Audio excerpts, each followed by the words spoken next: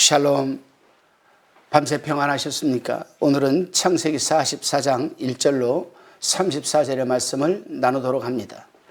요셉은 계속되는 흉년으로 인해 곡식을 구하기 위해서 애굽을 방문한 형제들을 한눈에 알아보았지만 즉각적인 반응은 자제하고 형제들을 시험하고 있습니다. 오늘은 시험의 마지막 단계로 요셉은 청직에게 곡식을 구입하여 떠나는 형제 일행의 짐에 곡식은 물론 곡식값 돈을 다시 넣게 하되 막내 베냐민의 짐에는 이 외에도 자신의 은잔을 넣어두어 베냐민을 자신이 아끼는 은잔을 훔친 도둑으로 내몰아갔습니다. 그러자 형제들은 베냐민의 죄를 자신들이 떠맡기를 자청했습니다. 아버지 야곱의 사랑을 독차지했던 요셉을 시기하고 미워하다 못해 살인을 품었던 과거의 그들이 이제 더 이상 아니었습니다. 요셉을 떠나보낸 야곱의 베냐민을 향한 편애가 어쩌면 더 심해졌을 것임에도 형제들은 베냐민을 왜 내가 총리의 은잔을 훔쳐서 우리를 이 곤경에 처하게 하느냐라고 꾸짖으며 내가 훔쳤으니 내가 이곳에서 죗값을 치라고 떠밀지 않고 오히려 다음과 같이 말하고 있습니다. 16절입니다. 유다가 가로되 우리가 내 주께 무슨 말을 하오리이까? 무슨 설명을 하오리이까? 어떻게 우리의 정직을 나타내리이까? 하나님이 종들의 죄악을 적발하셨으니 우리와 이 잔이 발견된 자가 다 내 주의 종이 되겠나이다. 하나님이 종들의 죄악을 적발하셨으니라는 고백은 곡물을 구하러 온 형제들을 요셉이 첩자라고 하면서 감옥에 3일 동안 가둔 후에 시므온을 제외한 나머지 형제들을 풀어주되 막내 아우를 데리고 와야 첩자가 아닌 것을 증명할 수 있을 것이라고 했을 때 그들이 서로 말하되 우리가 아우의 일로 인하여 범죄하였도다. 그가 우리에게 애걸할 때에 그 마음의 괴로움을 보고도 듣지 아니하였으므로 이 괴로움이 우리에게 임하도다. 루벤이 그들에게 대답하여 가로되 내가 너희더러 그 아이에게 득죄하지 말라고 하지 아니하였느냐? 그래도 너희가 듣지 아니하였느니라. 그러므로 그 피값을 내게 되었도다 하니 라고 얘기를 합니다. 자신들이 요셉에게 저지른 죄로 인해 벌을 받고 있다는 깨달음 속에서 나온 고백들입니다. 다시 말하면 요셉의 형제들은 자신들이 처한 상황을 통해서 하나님께서는 세임을 하고 반드시 계산을 하고 또 상 주시고 심판하시는 분이라는 사실을 깨닫게 된 것입니다.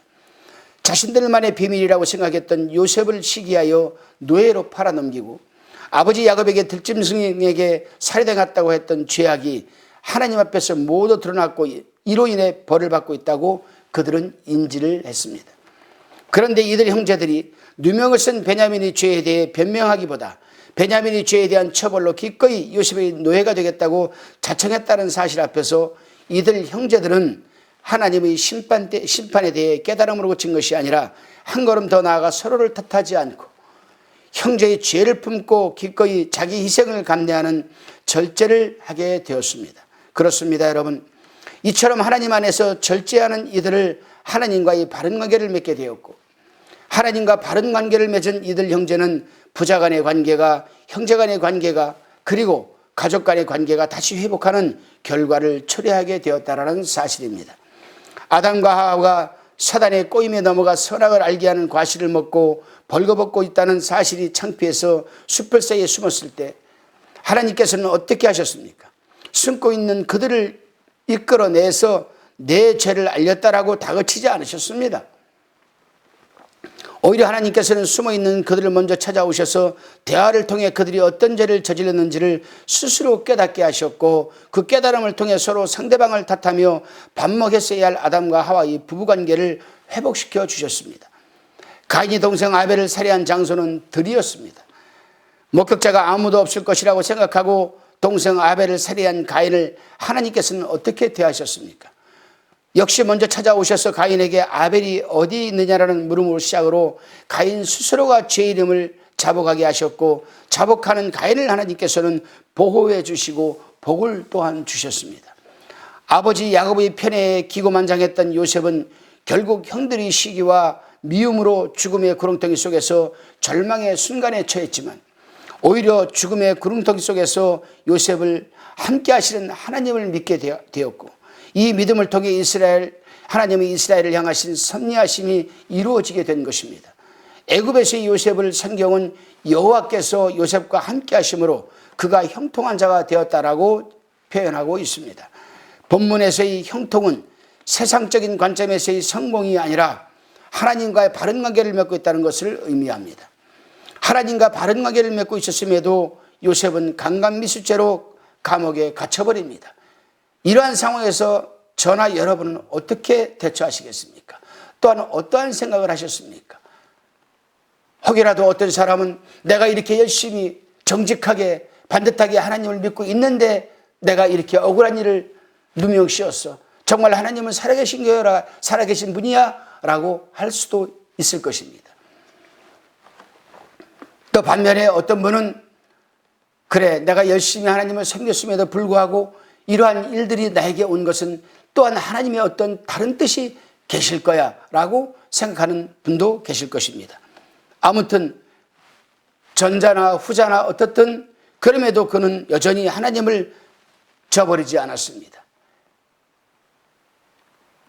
후자 쪽에 요셉은 마음을 갖고 있었습니다. 이것도 분명히 어떤 뜻이 있을 것이다. 그래서 그는 강간미수범으로 억울한 누명을 쓰였음에도 불구하고 여전히 하나님을 성실히 그는 믿고 신뢰하고 있습니다.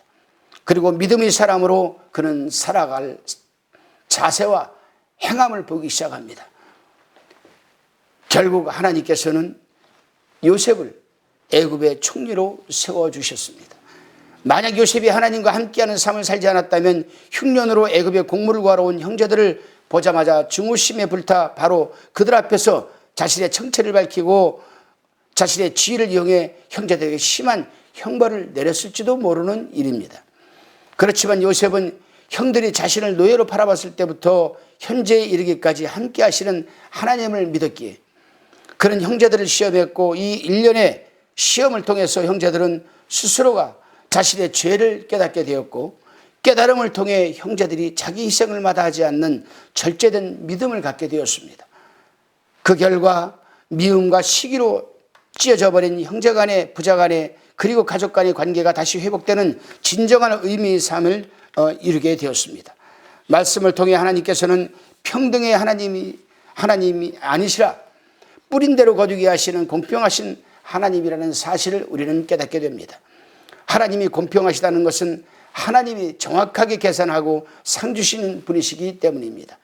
그동안 살펴보고 있는 요셉과 그 형제들을 보게 될 때에 하나님은 죄에 대해 절대로 관가하시지 않고 반드시 그 뿌린 대로 계산하고 심판하시는 분이라는 사실을 깨닫게 됩니다.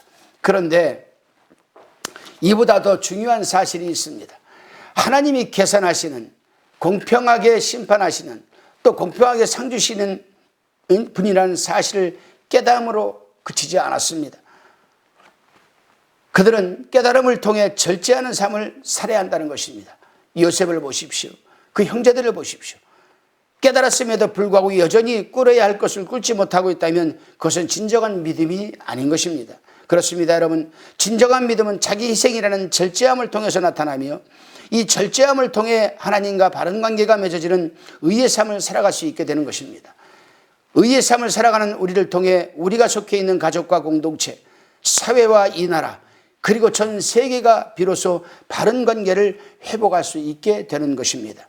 오늘 하루도 여러분, 우리는 절제된 신앙적 삶 속에서 나와 가족과 형제와 이웃들과 또한 사회 속에서 여러분 모든 부분 요소들이 회복되는 놀라운 역사가 충만한 하루가 되시기를 주님의 이름으로 축원드립니다. 기도 들으시겠습니다. 주님, 하나님을 믿는다면서도 여전히 끊어야 할 것을 단호하게 끊지 못하고 미적거리고 있는 우리의 죄를 용서하여 주시옵소서. 하나님을 믿는다면서 사람들과 어긋난 관계성 때문에 시험에 들어 사람을 탓하며 하나님을 원망한 우리의 죄를 용서하여 주시옵소서. 요셉과 같이 의의 절제와 심판을 믿는 믿음을 허락하여 주시옵소서. 감사드리옵고 예수 그리스도 이름으로 기도드리옵나이다. 아멘.